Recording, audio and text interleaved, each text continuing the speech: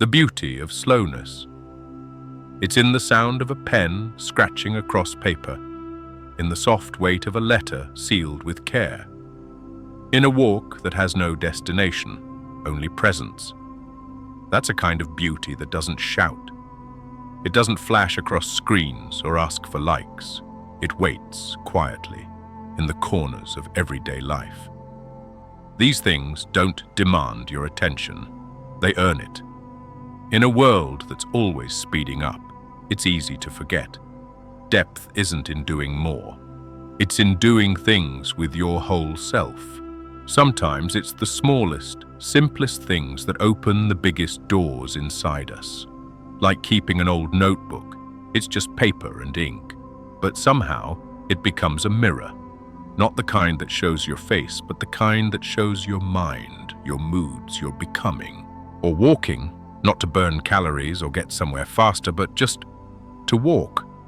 To be with your body. To be with your thoughts as they stretch out like shadows on the pavement. And letters. Real letters. Not messages you can delete or send with a tap, but words you hold, fold, seal. Words that take time. None of these are new ideas. They're ancient, older than algorithms, older than machines. They've been here, waiting for us, and maybe we're finally ready to return. Not because we've failed at being fast, but because we've realized something. Speed gives us access, but slowness gives us meaning. So this isn't a call to escape the modern world. It's a quiet invitation. To remember the deep life. To step into the simple analog spaces where time expands and attention becomes love and the ordinary becomes sacred. This is a love letter to those spaces, to the soft, slow things that still have something to say, if we're willing to slow down enough to listen. An old notebook. A notebook doesn't speak, it doesn't buzz or remind you to open it. It just waits, quiet, patient, open. But when you do open it, something begins to happen. Not just on the page, but inside you. There's a kind of honesty that only shows up when you're writing by hand. The pen moves slower than your thoughts. So you pause, you notice, you feel. Typing is efficient. You can delete, rearrange, edit as you go. But a notebook doesn't let you hide as easily. When you write something down in ink, it's there. Messy or misspelled, emotional or awkward, there's a truth in it, a kind of rawness. And that rawness is important, because life isn't polished. Your thoughts aren't always clear. Your feelings don't come with bullet points. A notebook becomes a mirror, not the kind that shows how you look, but the kind that shows where you are. Emotionally, mentally, spiritually. Over time, you begin to see patterns, not in your handwriting, but in your thinking, in your questions, in the things you keep returning to, in the things you avoid. That's the magic of it. It's not about making something perfect. It's about witnessing yourself. There's something deeply human about putting pen to paper, the slight drag of ink, the sound of the page turning, the weight of your own words, literally in your hands. And when you look back weeks or months later, it's like opening a time capsule. You don't just see what you were thinking, you feel who you were, what mattered, what hurt, what healed. We spend so much time trying to figure ourselves out. We read books, watch videos, take personality tests. But maybe one of the simplest ways to understand yourself is to let your own hand speak, without judgment, without filters. A notebook doesn't solve your problems, but it listens better than most people do. And maybe, just maybe, that's enough.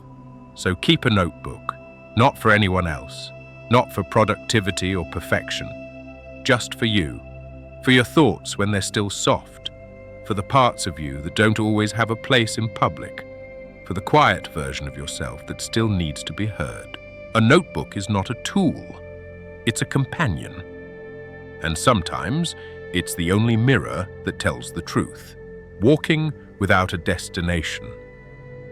There's something quietly powerful about walking for no reason at all. No goal, no step count, no destination, just the simple act of moving through space with your body, your breath, and your thoughts.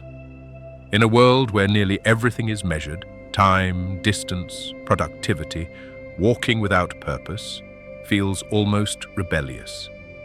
And yet, it's one of the oldest ways we've ever known to come back to ourselves. When you walk without rushing, something strange begins to happen. The mind loosens its grip. Thoughts, once crowded and tangled, begin to stretch out. The noise in your head doesn't vanish, but it softens like mist thinning in the morning light. Your senses wake up. You begin to feel not like a machine moving through the world, but a part of it. Fluid, alive, connected. And it's not just your body that moves, it's your attention. It travels too. Outward, inward, sometimes both at once. You begin to see the world with less urgency and more wonder. You remember that presence isn't something you find, it's something you fall into, like a forgotten river you once knew as a child. Many of the world's greatest thinkers walked every day. Not for health or routine, but because walking became thinking. Because the rhythm of the body often unlocks the rhythm of the soul. Kierkegaard said he walked to stay sane. Nietzsche said thoughts come best when walking, and maybe they were right. Not because walking is magic, but because it's simple. And when you walk without needing to get somewhere, you sometimes find something even more valuable. A feeling of being home inside yourself. Not lost, not behind. Just here. It's easy to believe that if we're not going somewhere, we're wasting time. But some of the most important inner journeys happen when we let go of direction. When we let our feet wander and allow our hearts to follow. So walk. Not to arrive, but to return. Not to burn calories, but to burn away the walls we build inside. Walk like you have nowhere better to be, because sometimes you don't. Sometimes the moment you're in is the best destination of all. Letters that carry soul. There's something deeply human about writing a letter. It's slow. It takes effort. You can't rush it. And that's exactly the point. When you write a letter, you're not just sending information. You're sending yourself, your thoughts, your care, your time, all shaped by your hand, not a keyboard. You're saying, I thought of you slowly. I took time to put it into words. A letter begins before the pen touches paper. It begins in reflection, in remembering someone not as a contact or username, but as a person with a soul.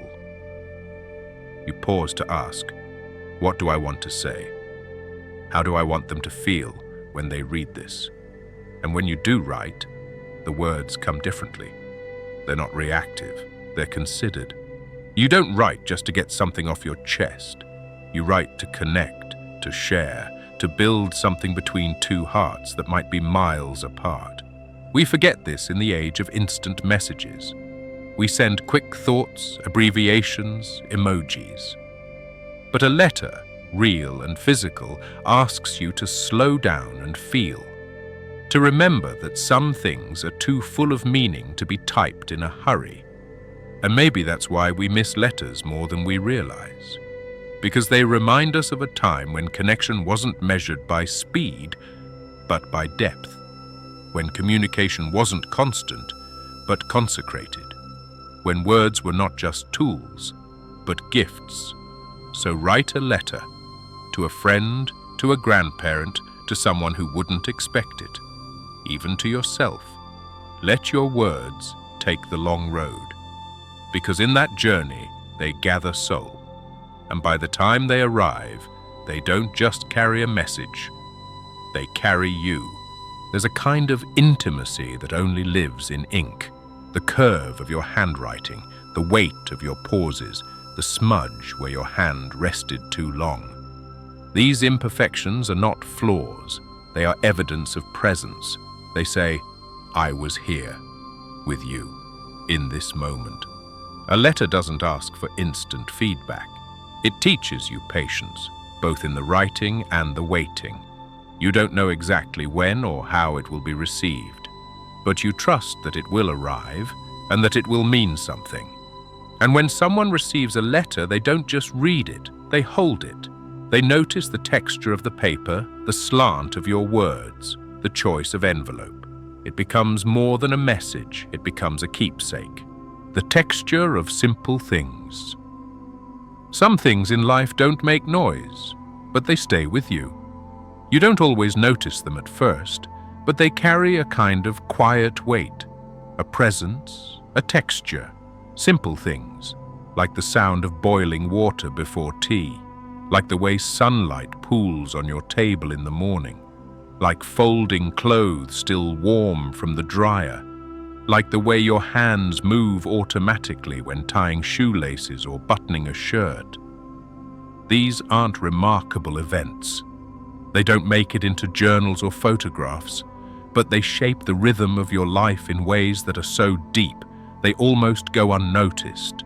And yet, these are often the moments where we feel most human, because they don't ask us to perform. They don't rush us. They don't want anything except our full attention. The texture of simple things is not just physical, it's emotional. It touches something beneath the surface, a memory, a stillness, a presence that we often forget in our search for more.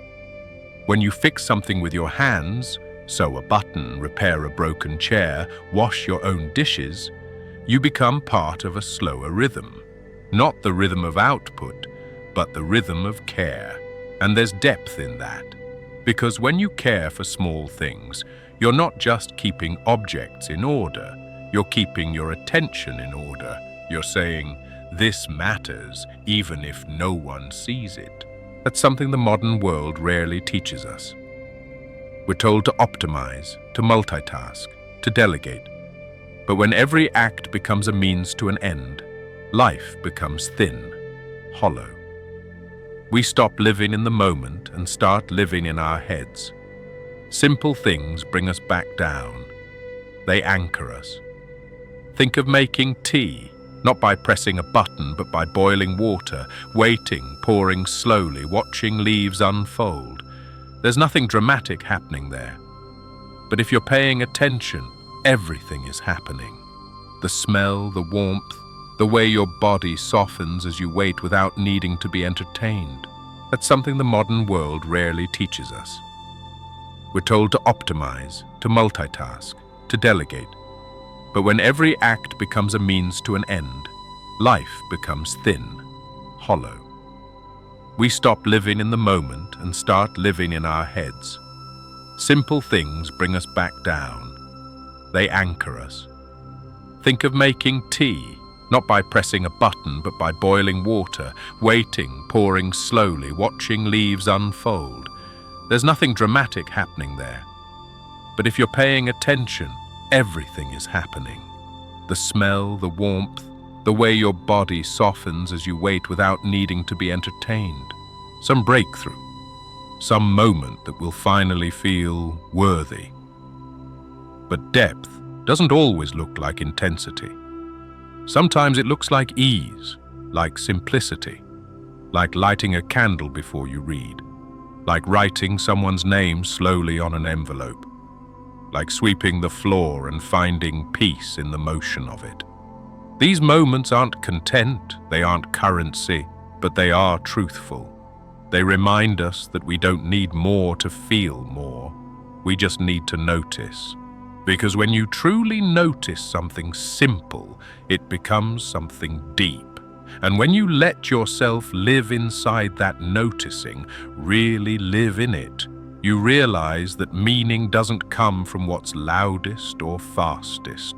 It comes from what stays. So pay attention to the small things, the real things, The quiet rituals you don't post but return to. The things you do with your hands, your breath, your time. Not to get somewhere, not to impress anyone, just to be fully here. In that space, you don't have to explain yourself. You just have to feel. And when you do, even the simplest things carry the whole weight of being alive. Living deeper, not just faster. We are often told that life is short, so we should move quickly, that we should fill every hour, chase every goal, and keep climbing. But what if life isn't asking us to go faster? What if it's asking us to go deeper? There's a kind of living that doesn't depend on how much you get done, but on how much of you is present while you're doing it. A life where the moments aren't measured by achievements, but by how fully you felt them, by how gently you moved through them, by how much care you gave to things no one else saw. That kind of life doesn't always look impressive from the outside. It's quiet. It happens in kitchens, in notebooks, in walks at dusk. It happens in pauses, in choices to listen instead of speak, to be kind instead of right, to sit with a feeling instead of rushing to fix it. Living deeply means you stop trying to outrun time and begin learning to inhabit it. It's the shift from asking, "What's next?" to asking, "What's here?" It's realizing that not every good moment has to be captured, and not every ordinary task is meaningless. Because nothing is ordinary if you bring your full self to it. Depth doesn't shout, it doesn't trend. It often goes unseen. But you can feel it, in the way someone holds a silence with you without needing to fill it. In the way a child tells a story with their whole heart. In the way your body relaxes when you're finally in a place where nothing is expected of you. Faster living can be exciting, but deep living, that's where the meaning is. It's where grief can sit beside beauty, where joy is not performance, but peace, where even pain has room to breathe and teach and eventually soften. To live deeply is to become a student of the present moment, to walk slower, not because you have to, but because you want to see more. To write something down, not because it will go viral, but because it mattered enough to be remembered. To write a letter, to make tea, to sit in the sunlight for no reason other than it feels good to be warm. We don't need to escape the modern world to live this way. We just need to choose differently. To bring reverence back into the simple, to treat time not as something to conquer, but as something to honor. The truth is, the deeper life isn't far away. It's right here, in the breath you're taking now, in the small, quiet choices that make you feel human again. So maybe the point isn't to speed up. Maybe the point is to come back to your senses, back to the present. Back to the deep life that's been waiting for you all along. If you like this video, please like, share, and subscribe to the channel for more deep content. We cover philosophies of life,